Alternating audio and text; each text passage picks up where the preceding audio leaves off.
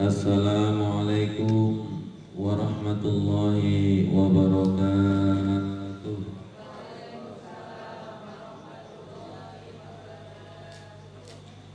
A'udzu billahi minasyaitonir rajim. Bismillahirrahmanirrahim. Alhamdulillahi rabbil alamin. Subhanaka la ilma lana illa ma 'allamtana. Innaka antal alimul hakim. Wattaqullah wa yu'allimukumullah wa 'allamnahu min ladunna ilma. Asyhadu an la ilaha illallah wa asyhadu anna Muhammadar Rasulullah. Allahumma salli ala sayyidina Muhammad wa ala alihi wa sahbihi ajma'in, amma ba'du. Hadratil muhtaramin, para alim ulama, ustadz dan ustadzah yang kami muliakan, Ustadz Irfan sekeluarga, terutama keluarga dari Malang. Sehat sedaya nggih. Seger-seger tambah lemu-lemu, masyaallah. Baik, perhatikan surat Al-Isra ayat 1. Bismillahirrahmanirrahim. Subhanalladzi asra bi 'abdihi lailan minal masjidil haram ilal masjidil aqsa alladzi barakna liyahu min innahu samiul basir. Maha suci Allah yang telah memperjalankan hambanya Muhammad. Diperjalankan atau memperjalankan dari mana? Dari Masjidil Haram ke Masjidil. Yang hadir ini semoga ziarah ke Masjidil Haram. Semoga ziarah ke Masjidil Aqsa. Barakna haulah, yang diliputi keberkahan. Linuriyahu min ayatina, kata Allah, aku perlihatkan tanda kekuasaanku dan kebesaranku. Innahu huwas samiul basir, sesungguhnya Allah itu maha mendengar dan maha mengetahui. Tolong ayat ini jangan hanya sebagai peringatan, tapi ayat ini harus menjadi praktek ketika sholat.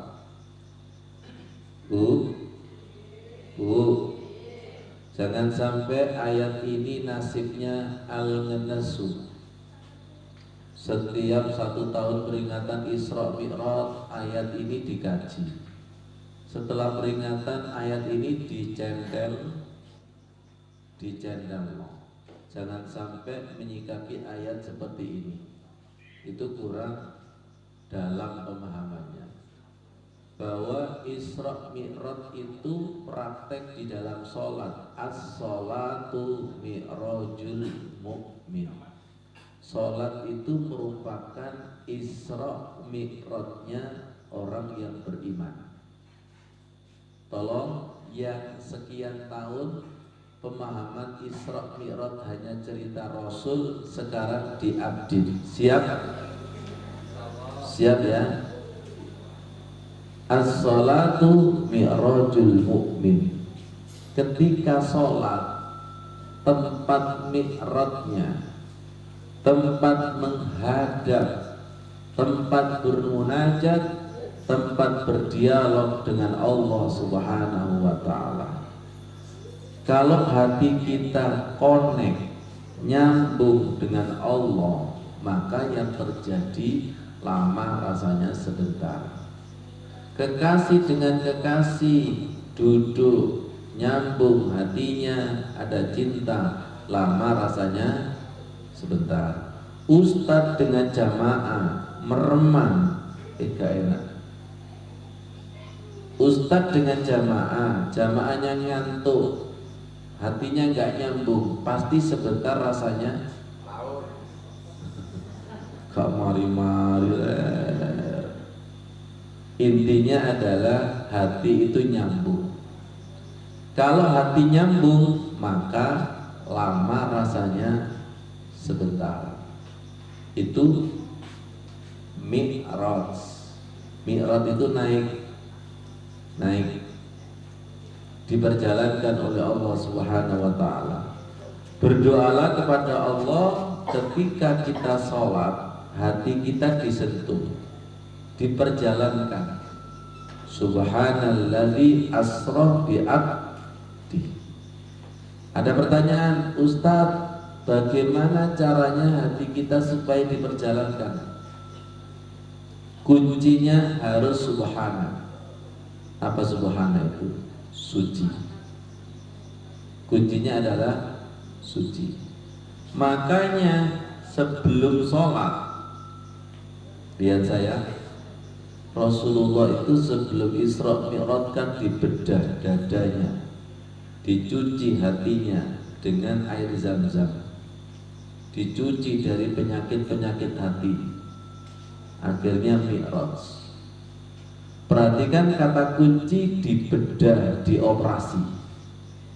Kita sebelum sholat juga dibedah, dioperasi dengan prasolat. Satu, wudhu. Wudhu itu membersihkan najis dan hadas. Satu. Dua, ketika kita sholat, bajunya juga harus bersih. Tiga, badannya juga tidak boleh ada najis, baik najis kecil atau hadas. Kalau najis kecil itu kan nggak punya wudhu, maaf, kentut ya. Kalau hadas besar itu mimpi basah, suami istri dan lain sebagainya. Yang keempat, ketika sholat tempatnya harus bersih. 5, ketika sholat harta yang dimakan, rezeki yang dimakan juga harus bersih. Kalau semuanya bersih, maka connect. Ini yang saya ibaratkan bahwa sebelum sholat itu betul-betul kita dioperasi. Bu,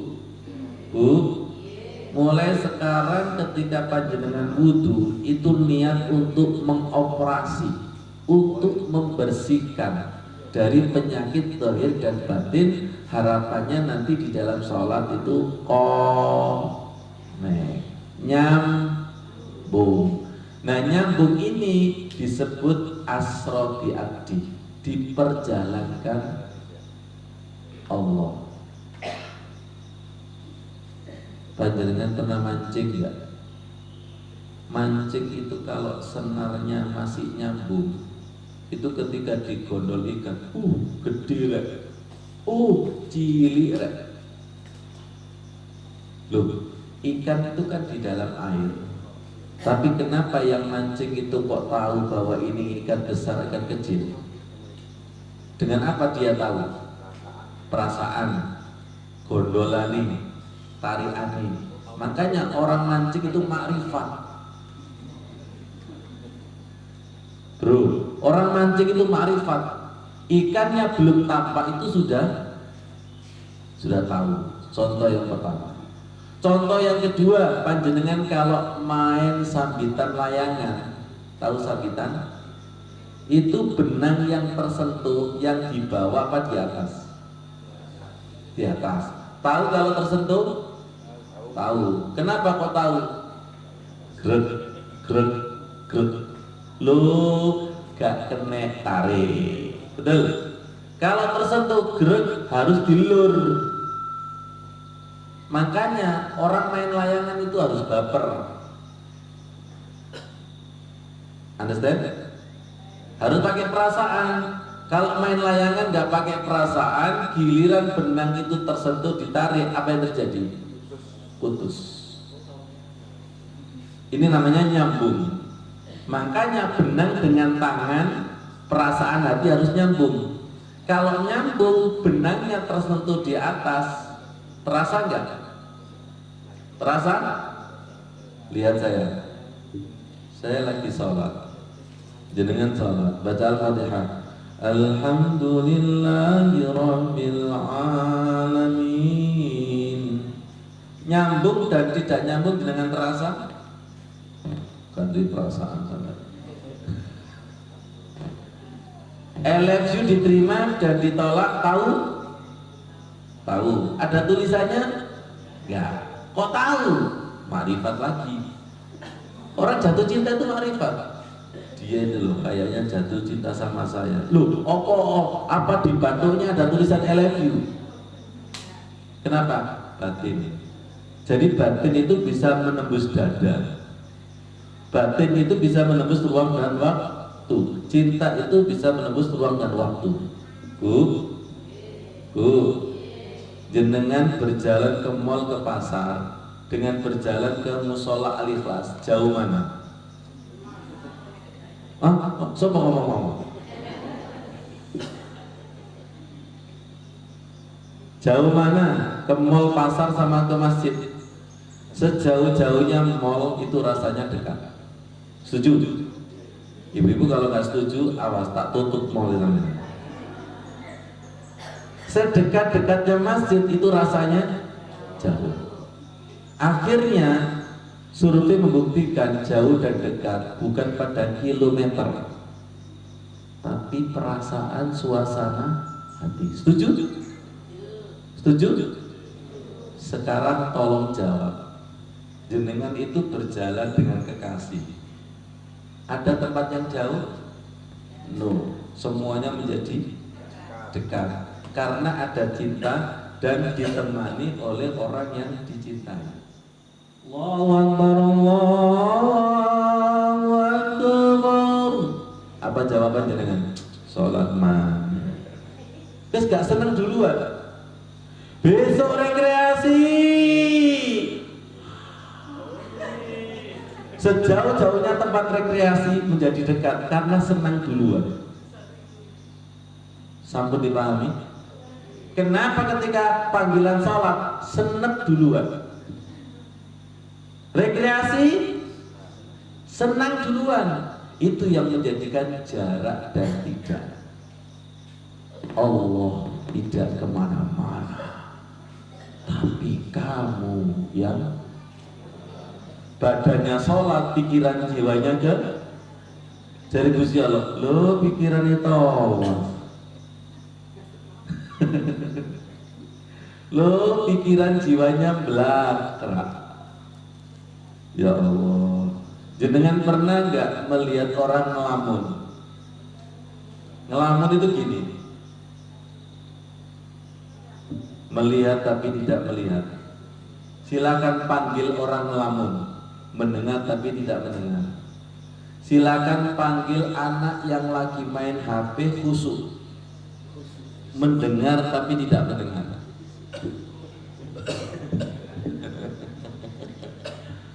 Ya Allah, paham maksudnya ya? Paham.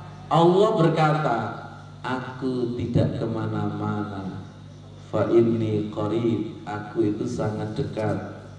Wa nahnu aqrabu ilaihi min hablir warid, aku lebih dekat daripada urat leher. Allah itu enggak kemana-mana, tapi kita yang sering kemana-mana. Badannya sholat, pikiran jiwanya kemana-mana. Nah, kemana-mana itu yang menjadikan dekat menjadi jauh. Istriku kemana? Padahal di depan. Karena jiwanya kemana-mana, akhirnya rasanya itu jauh. Ya Allah, semoga kita ketemu dengan yang maha dekat. Saya ulangi, semoga kita ketemu dengan yang maha dekat. Doa bepergian ini biasanya dibaca ketika tawaf dan umroh.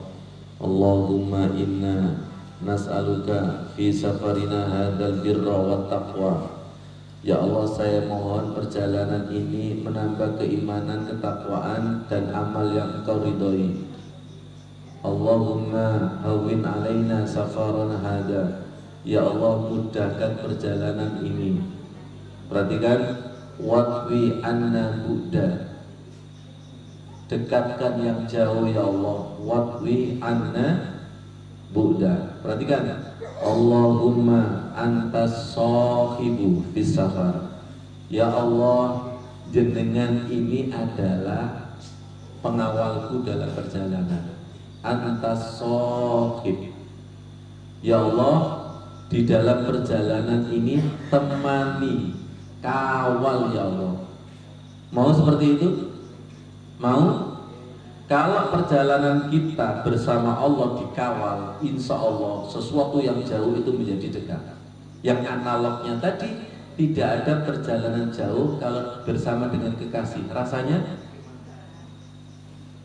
Silakan jenengan bepergian dengan orang yang disenangi, rombongan. Kemudian di dalam mobil itu ngobrol seneng, nyampe, betul. Silakan jenengan bepergian, perutnya sakit, gini. Yang dipikirkan apa? Nyampe. Dan yang dipikirkan apa? Pulang. Orang seperti ini tersiksa, baru berangkat tapi mikir mulai. Semoga paham. Semoga paham. Tolong perhatikan, jauh dan dekat bukan pada kilometer. Paham? Kita minta kepada Allah, hati kita itu di-Isra Mi'rajkan di dalam sholat. Semoga gak gagal paham. Saya ulangi lagi, Bu. Mintalah kepada Allah, hati kita itu di-Isra Mi'rajkan. Isra artinya diperjalankan, Mi'raj itu artinya dinaikkan. Boleh buka silakan surat Fatir ayat 10. Surat Fatir ayat 10. Ilaihi yas'adu kalimut thayyib wal amalu sholih yarfa'u. Kalimat yang baik naik dan amal soleh itu terangkat.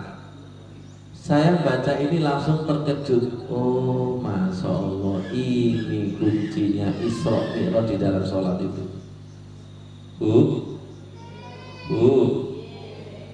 Kalimat yang baik dan amal soleh itu terangkat. Kalau panjenengan baca Al-Fatihahnya itu baik, baik secara tartil, taksim, dan baik niat, ikhlas, sabarnya, itu jiwa kita itu menjadi naik.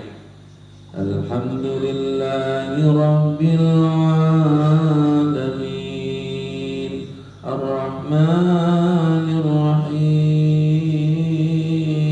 Itu kalau ada sentuhan Allah, fly. Contoh, Bu, kamu cantik.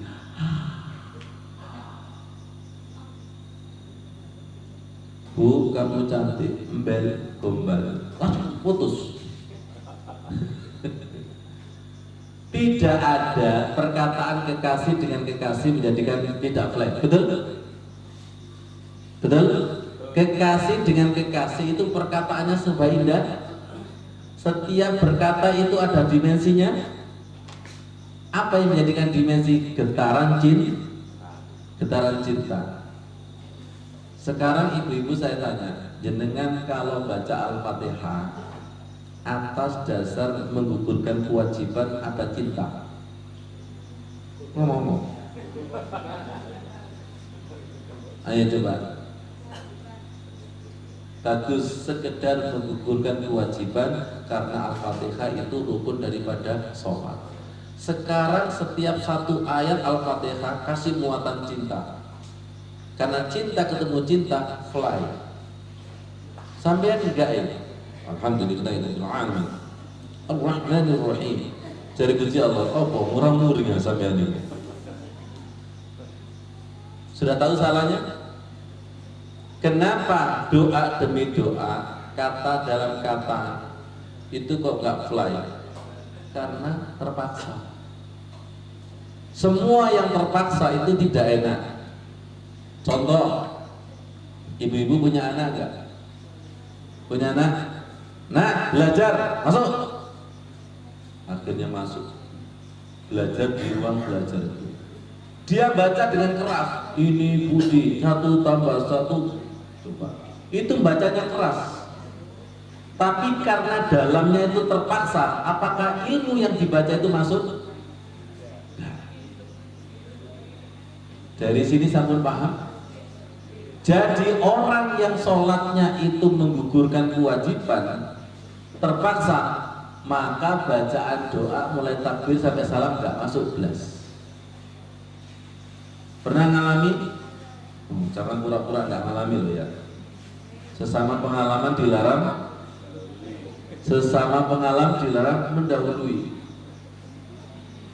Ya Allah, semoga menjadi ilmu yang bermanfaat. Semoga menjadi ilmu yang bermanfaat. Jadi sholat itu warisan Rasulullah, Isra Mi'raj. Semoga kita termasuk yang dipilih Allah, mampu menjaga warisan khusyuk sholat, mampu mewarisi Mi'raj sholat, mampu mewarisi apa? Isra Mi'raj sholat. Baik, jenengan sekarang saya ajak mikir, kenapa di situ ada kata-kata lailan? Subhanalladzi asra bi abdihi lailan. Lailan itu artinya apa? Malam. Sekarang jenengan saya ajak mikir spiritual malam. Yang bisa jawab pinter. Enak mana perjalanan malam sama siang? Di dalam hadis Rasul bersabda, silakan melakukan perjalanan malam hari karena tenang, sejuk, dan seakan-akan bumi itu dilipat pada malam hari. Ini kira-kira real gak?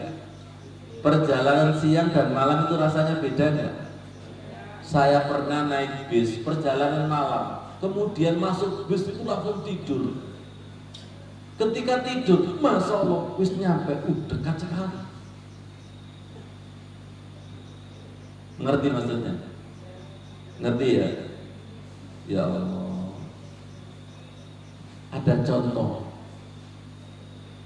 Ada orang sholat di masjid Musola Al-Ikhlas.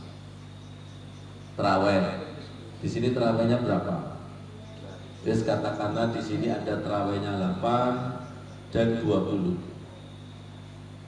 Biasanya kalau terawihnya 8 dan 20, yang 8 mundur nggak? Mundur. Yang 20 lanjut nggak? Lanjut. Ternyata yang 8 itu nggak jadi pulang, dia ngomong di parkiran situ. Ngomong sama satpam. Ngomong asik itu.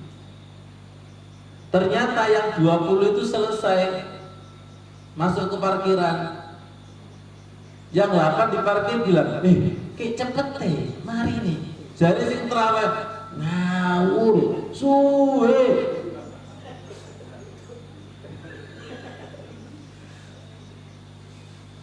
Yang bisa jawab pinter.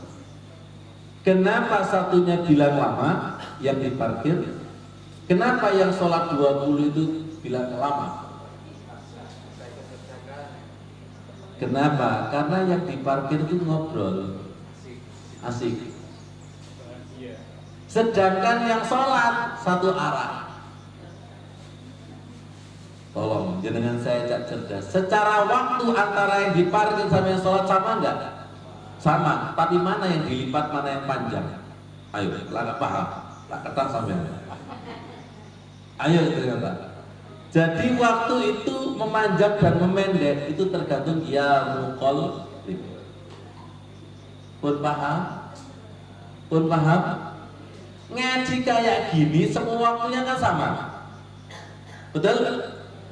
Ngaji kayak gini kan waktunya sama nanti, selesainya sama, tapi suasana hatinya beda. Mintalah dilipat. Mintalah. Karena di situ ada watwi anna buddha. Ya Allah, dekatkan yang jauh. Dekatkan yang jauh. Jadi sebuah perjalanan itu terkadang dekat rasanya jauh, terkadang jauh itu rasanya dekat.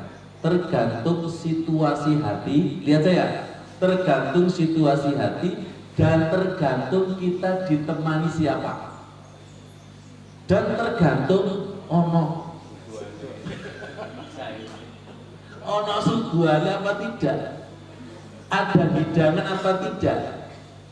Jenengan tidak percaya bahwa tausiah ini juga hidangan, betul? Kalau hidangannya itu enak, nyambung dengan hati jenengan, kira-kira lama rasanya sebentar. Tapi kalau hidangan ini tidak enak, bisa jadi sebentar itu rasanya lama. Sekarang pertanyaan saya, sebentar dan lama itu di mana? Di waktu bukan, jauh dan dekat, di kilometer bukan, suasana hati. Dan lihat saya, suasana hati itu yang megang siapa? Saya sih Ustaz mau memilih kolbu, saya kan MIK, gak bisa. Yang memegang hati itu Allah. Ya muqallibal qulub sabbit qalbi ala dini. Vulgar. Jenengan kalau suami bersama suami malam Jumatan itu apakah selalu enak? Ya Ustaz, delok. Saya pernah Ustaz Iban ke Bali yang makanannya di pantai itu, yang kelapa, Jimbaran. Ya, Jimbaran itu masuk situ menjelang maghrib. Asik. Sudah disiapkan kelapa satu-satu, betul nggak? Saya duduk di sini, di situ. Oh, ternyata makanan enak itu butuh suasana. Setuju? Jadi yang podo ae, kelapa itu dipangan namun sholat al-ikhlas itu podo ae.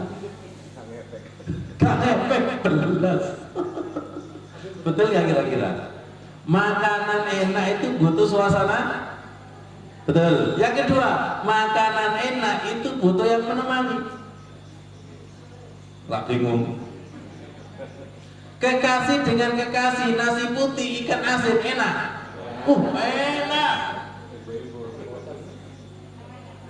Oh, kayak gitu ya. Enak itu butuh tempat, butuh suasana, butuh yang menemani. Wahai para suami, jenengan enak mana? Makan sendiri sama ditemani istri? Loh, mikir. Saya curiga saya. Curiga, ada yang lain. Saya itu kalau makan, ya Allah, enak ditemani itu. Kenapa? Ya Allah, iya ya. Makanan biasa itu kalau ditemani istri dan kekasih itu menjadi enak. Ya Allah, ini ilmu psikologis ini ya. Ilmu psikologis. Baik, sekarang masuk. Selama ini panjenengan itu masih bermusuhan dengan Allah. Diakui dan tidak itu masih bermusuhan dengan Allah. Ya Rob, aku sholat sak dilo tae ya. Coba sampean ngomong nang kekasih sampean, wahai kekasihku sak dilo tae ya. Wani? Gak berani. Jadi kita itu masih bermusuhan dengan Allah, belum jatuh cinta dengan Allah. Makanya doa safar itu bisa digunakan untuk safar fis sholat. Allahumma antas shahib, ya Allah kancani ya Allah. Bu, jenengan dikancani suami itu merasa terlindungi? Iya. Tenang? Iya. Tiba-tiba ada suami itu didekati istri gredeg. Apa paling nyetel HP nih? Mudah ngerti.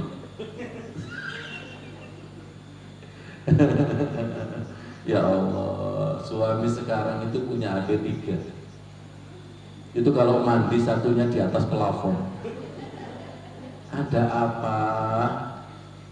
Kita itu kalau tidak apa-apa, HP itu dipegang istri, takut nggak? Enggak. Tapi kalau ada apa-apa, takut nggak? Di dalam hadis disebutkan orang bohong itu pembawaannya takut. Betul? Yang betul berarti pengalaman. Oh iya. Kenapa sih saya mencontohkan seperti ini? Seringkali kita sholat membaca doa, lesan doa dengan hatinya itu sering gak nyambung. Itu namanya bohong. Allahu Akbar kabira walhamdulillah. Kalau lesannya membaca doa, hatinya itu pergi kemana-mana, namanya kadzab, bohong. Apa sih definisi bohong itu? Bohong itu adalah idza hadasa kadzaba. Ketika berbicara itu tidak sama dengan hatinya. Diakui dan tidak, sholat kita itu masih seperti itu. Duduk di antara dua sujud, lesannya itu Rabbil firli warhamni wajburni. Itu seharusnya hati jiwanya juga sama. Makanya namanya siddiq. Rabbi habli hukma wa alhiqni bisolihin waj'alni lisana sidqin. Ya Allah, jadikanlah lisanku itu selalu jujur. Jadi kita sering sholat tapi nggak jujur. Kayaknya bingung semua nih. Ini alam gaib semua. Apa sih yang disebut jujur itu? Antara lesan dengan hati itu sama. Kalau panjenengan membiasakan jujur di dalam sholat, maka nanti di luar sholat itu nggak jujur, nggak bisa. Ada jamaah saya bilang, Ustadz saya sekarang itu bohong nggak bisa Ustadz. Setelah ikut sholat khusyuk itu loh. Akhirnya saya berkata, oh berarti selama ini sampean bohong. Saya Ustadz semenjak ikut sholat khusyuk, bohong itu nggak bisa. Kenapa? Ini ya kayaknya ada yang protes, basirohnya. Nah mantap. Yang dulunya pembohong, sekarang bohong itu tidak bisa. Bukankah itu aplikasi dari innas sholata tanha anil fahsai wal munkar. Sesungguhnya sholat itu mampu mencegah perbuatan keji dan mungkar, mampu mencegah untuk bohong. Oh jangan. Siapa yang biasa bohong di luar sholat, maka dia tidak akan bisa jujur di dalam sholat. Karena di dalam sholat dengan di luar sholat itu saling berkaitan, saling berkaitan. Jadi mulai takbir sampai salam itu latihan kejujuran. Latihan kejujuran. Jujur kepada Allah, jujur kepada Rasul, istri pasti setuju. Jujur kepada setuju? Setuju. Istri jujur kepada suami. Kalau misalnya nggak jujur, dengan terasa nggak? Iki suamiku kok gak biasa ya. Ketika hubungan suami istri itu ada sesuatu, pasti ada kok gak seperti biasanya. Kita berinteraksi dengan Allah itu juga seperti itu. Lihat saya sholat, ya Allah, saya gini biasanya sudah ada sambungannya, kok belum ada sambungannya ya? Ada apa Allah ya? Ternyata tadi melakukan kemaksiatan. Itu namanya sensor hati. Dengan seperti itu,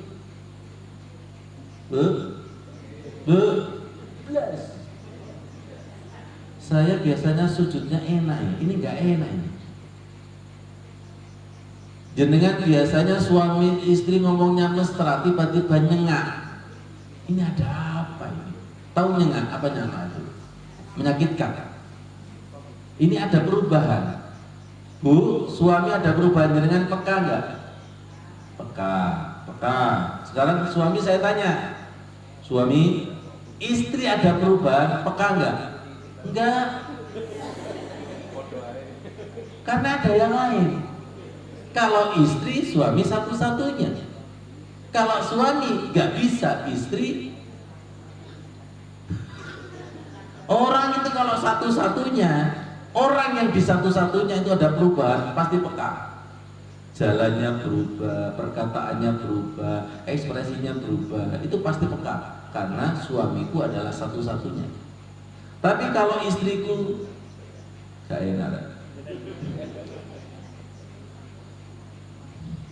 Apa sih maksudnya?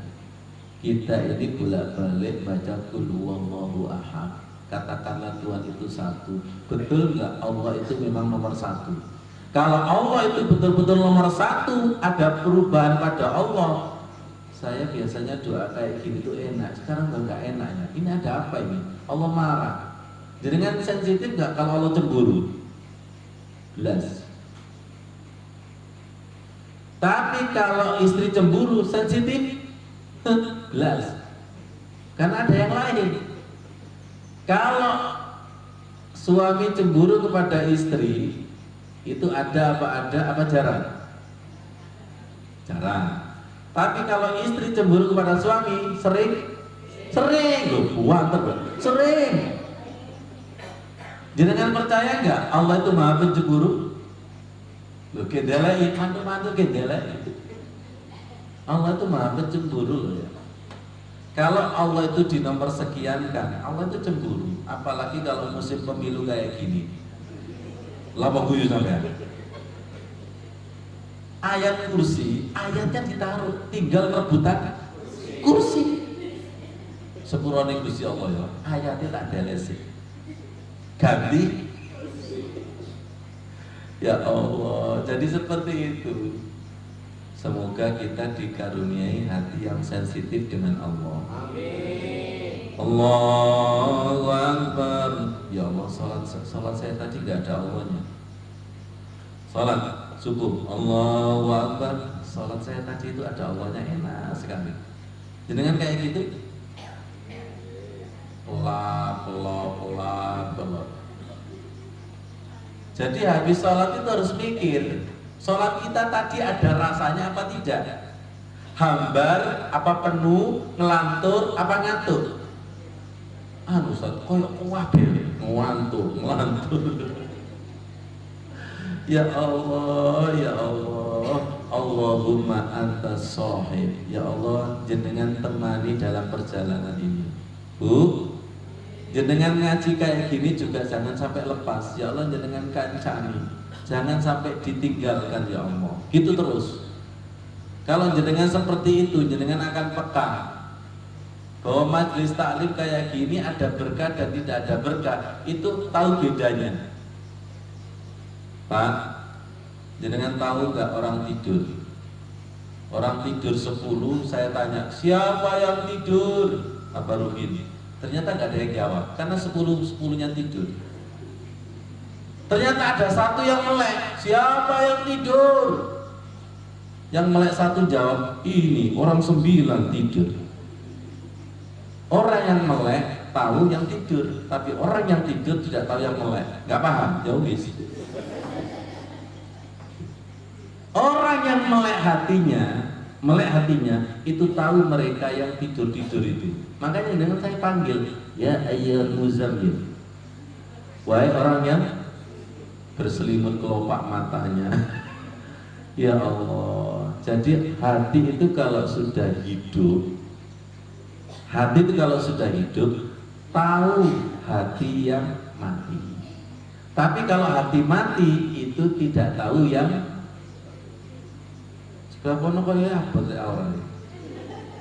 orang yang melek tahu yang tidur. Setuju? Orang yang tidur tidak tahu yang melek. Jenengan sekarang ngajinya melek apa tidur?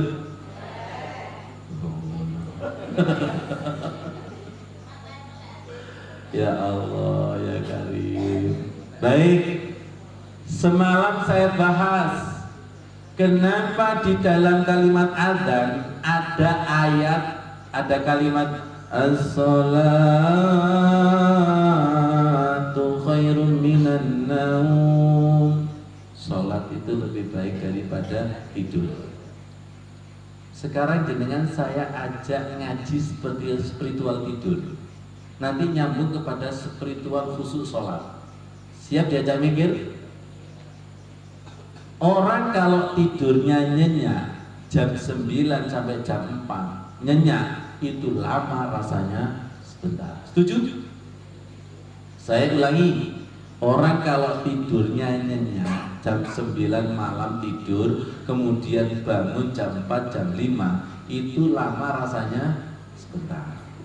Kebalikannya orang yang sulit tidur, sekian menit bangun, sekian menit bangun, sekian bangun, itu sebentar rasanya yang ditunggu-tunggu apa? Kok gak subuh-subuh ya? Betul. Khusyuk dan tidak khusyuk itu seperti itu. Pun paham dari sini? Hati itu kalau connect dan khusyuk itu lama rasanya sebentar. Tapi hati kalau tidak connect itu sebentar rasanya lama. Saya contohkan, ngaji kayak gini loh. Kalau materinya itu connect sesuai dengan menu, maka lama rasanya sebentar. Jadi sampun paham spiritual tidur? Ya, sampun paham spiritual sholat? Ada kesamaan enggak? Ada kesamaan. Jadi orang itu kalau hatinya bersama Allah, connect, nyambung, maka lama itu rasanya sebentar. Bu, jenengan kalau di mall sebentar rasanya lama, apa lama rasanya sebentar? Ayo. Lama rasanya sebentar. Baik. Sekarang silakan masuk masjid. Silakan masuk masjid. Kalau di masjid itu sebentar rasanya lama, apa lama rasanya sebentar? Mikir. Kok sepakat semua? Ya Allah, ya Karim. Contoh berikutnya. Siapa sih orang yang sebentar rasanya lama? Satu, orang yang sakit di rumah sakit dan orang yang menjaga orang sakit. Betul? Bolak-balik lihat jam. Dan ketika dokter itu visit, apa yang ditanya? Kapan pulang? Kapan pulang? Kapan pulang? Betul nggak ini? Lihat orang di rumah sakit itu yang dilihat jam dan sebentar itu rasanya lama. Makanya saya berani menyimpulkan, jangan-jangan Abarukin, sholat kita itu baru seperti rumah sakit kita. Betul? Ngomong? Saya ulangi lagi, jangan-jangan majelis taklim kita itu juga baru seperti rumah. Acara berikutnya adalah Ramadan. Mari.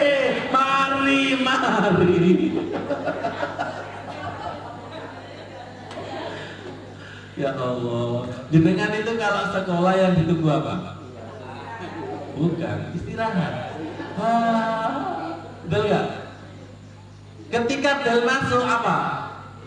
Waduh, lihat saya, hadisnya itu gunakanlah sholatmu sebagai istirahat. Ya Bilal, arifna bis sholat. Jadi seharusnya orang sholat itu selesai sedih. Sampean? Tidak ada murid istirahat masuk itu senang. Oh, lah bingung. Paham maksudnya? Murid itu kalau istirahat masuk sedih nggak? Ya Bilal arifna, gunakan sholat itu sebagai istirahat. Istirahat. Jadi ketika sholat selesai itu sedih. Waduh, sholatnya mari ya Allah. Persis kok jenengan semua. Coba jenengan kalau didoakan itu doanya enak, menyentuh hati, tiba-tiba doanya selesai. Waduh, wis mari. Betul? Ngerti maksudnya gitu? Jadi tolong enak hati, senang hati, nyaman hati itu senang. Bu, jenengan duduk seperti ini, seneng nggak? Oke, jenengan itu kalau makan singkong, tapi mindsetnya roti, itu tersiksa. Aku kepingin roti lah, di singkong, tersiksa. Silakan duduk di lantai seperti ini, tapi mindsetnya hotel bintang 5, hotel bintang 5, hotel bintang 5, hotel bintang 5. Ngerti maksudnya? Ngerti gak? Jenengan ini termasuk orang yang gampang protes apa orang yang nerima? Orang itu kalau nerima, itu misalnya bepergian bersama-sama, itu ditaruh di belakang paling pojok. Gak apa-apa, alhamdulillah, yang penting saya itu nyampe. Betul nggak? Sopir membawa penumpang seperti ini jauh itu rasanya dekat. Tapi beda lagi kalau supir membawa penumpang protes, di depan protes, di tengah protes, di belakang protes. Yo iki langsung ngarai ban bocor itu, Pak. Jenengan saya tanya, kira-kira mobil ban dan ban itu bisa nggak merasakan energi negatif orang-orang yang jelek itu? Bisa. Aslinya bisa bicara? Bisa. Itu saudara Mas Udin itu kalau naik mobil saya dengan mobil mobil Gojek, itu rasanya beda Ustaz. Mobilnya Kiai sama mobil Gojek itu beda Ustaz. Betul nggak kira-kira? Auranya itu nempel, itu rasanya panas itu. Ya, kenapa? Karena dipakai orang-orang yang pakai energinya itu negatif. Masuk akal? Jenengan pernah nggak dikasih bajunya orang soleh? Enak nggak kawinannya? Enak, oh gratis. Ya Allah, jenengan ini bisa merasakan nggak dikasih orang ikhlas sama nggak ikhlas? Iya, terasa itu, nggak bisa dibohongi itu. Itu terasa sekali itu. Saya dikasih orang ikhlas itu, Masya Allah, dari Kediri, cuma membawa pisang. Silaturahim ke pondok. Saya cuma gini Pak, wong mikir keikhlasan, padahal pisang itu. Saya nggak lihat pisangnya. Gue nang sampai mayaku pisang. Ojo.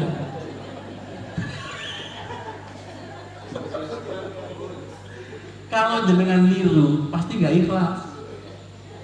Lo karena niru kok, betul apa Rukin? Karena niru nggak ikhlas. Tapi kalau dari hati yang paling dalam, ikhlas itu bisa ditiru nggak?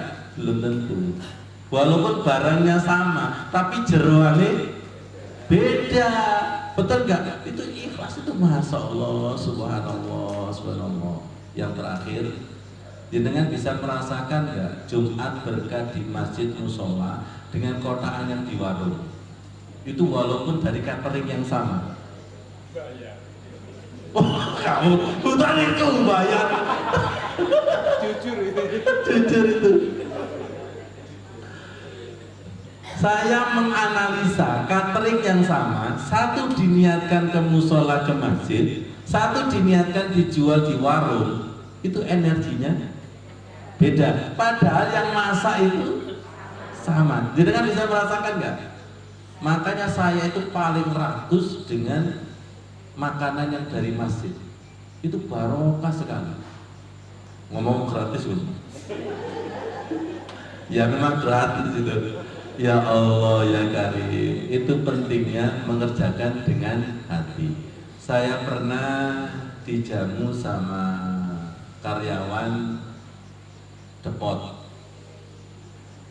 Itu ada 2 orang, itu menyajikan dengan ikhlas. Satunya itu dengan terpaksa. Ya Allah, ikhlas itu kayak gini ya. Walaupun materi yang disajikan itu biasa, tapi kalau disajikan dengan hati, rasanya gimana? Enak sekali. Walaupun materi itu seenak-enaknya, tapi kalau disajikan dengan dilemparkan dengan kata-kata yang menyakitkan, itu menjadi tidak enak.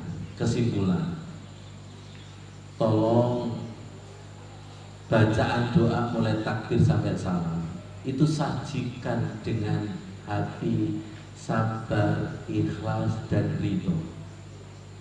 Paham? Paham ya? Selama ini terpaksa enggak? Selama ini terpaksa? Orang itu kalau terpaksa, kata-katanya ada energi negatif? Ya. Tapi kalau kata-katanya tulus, monggo, Masya Allah, itu langsung menyentuh hati enggak?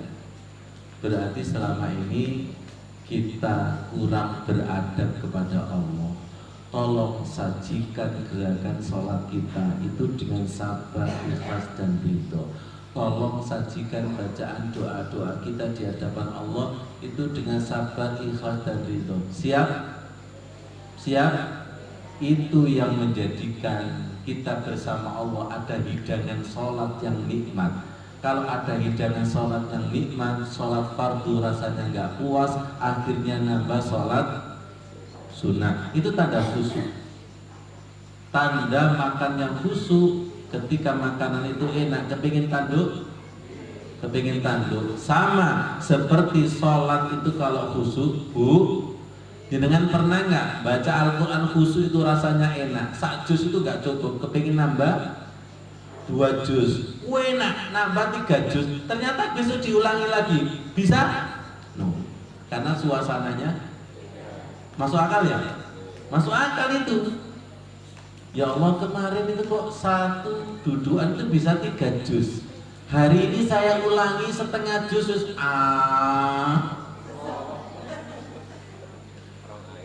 nggak bisa. Ya muqallibal qulub, Allah yang membolak-balikan hati itu. Jenengan kepingin sering mendapatkan seperti ini, tolong kunci dengan sedekah. Saya ulangi, tolong kunci dengan sedekah. Kalau jenengan kepingin hatinya itu selalu dipegang sama Allah, kunci perbanyak sedekah. Siap? Siap? Jenengan ketika khusyuk silakan sedekah 1000. Nanti misalnya khusyuk lagi, sedekah lagi, sedekah lagi. Dengan sedekah itu nanti hati jenengan itu sering disentuh sama Allah. Ya, kemudian ada rezeki yang tidak disangka-sangka, sedekah lagi.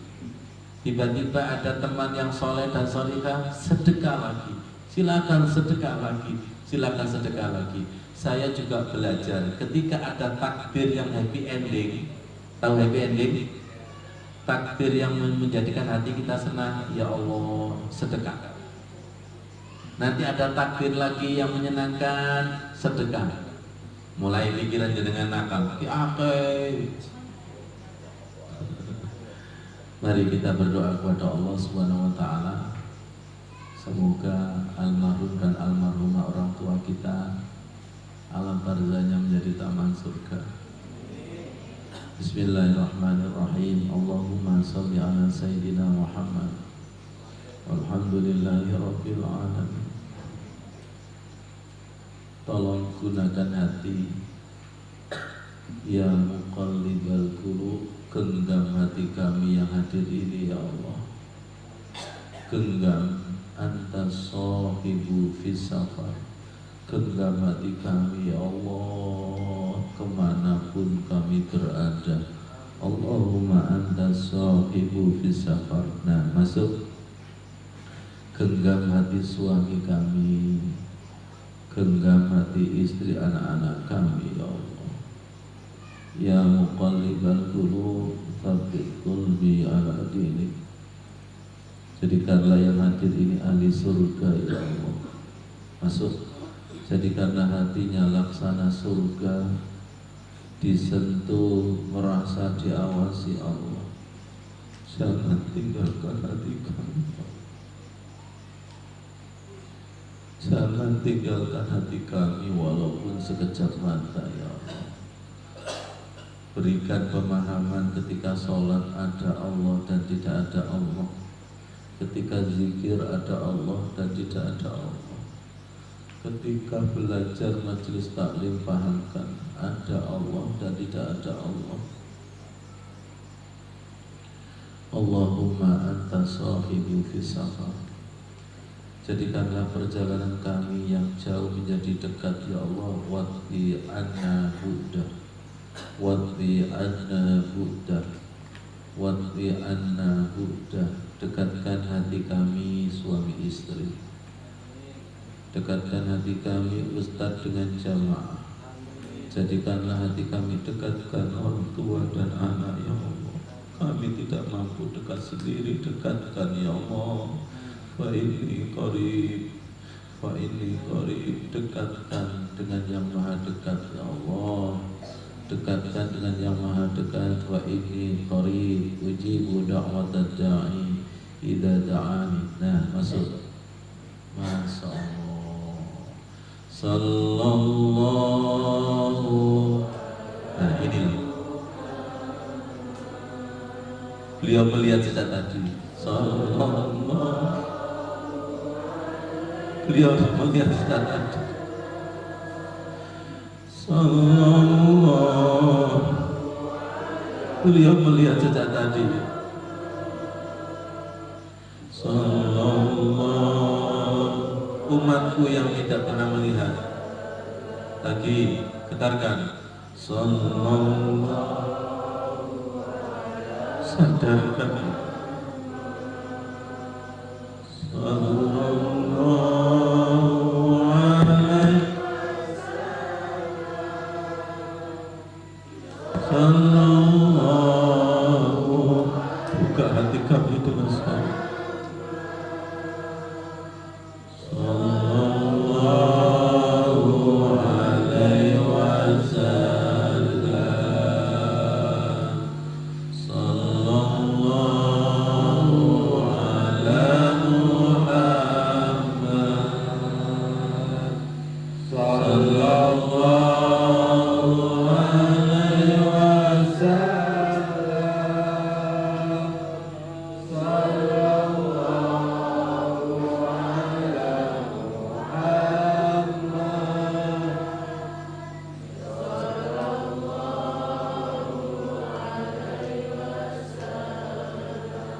Lihat saya Bapak Ibu, Rasul berkata seakan-akan seperti ini.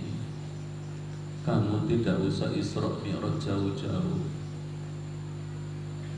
cukup di sholat.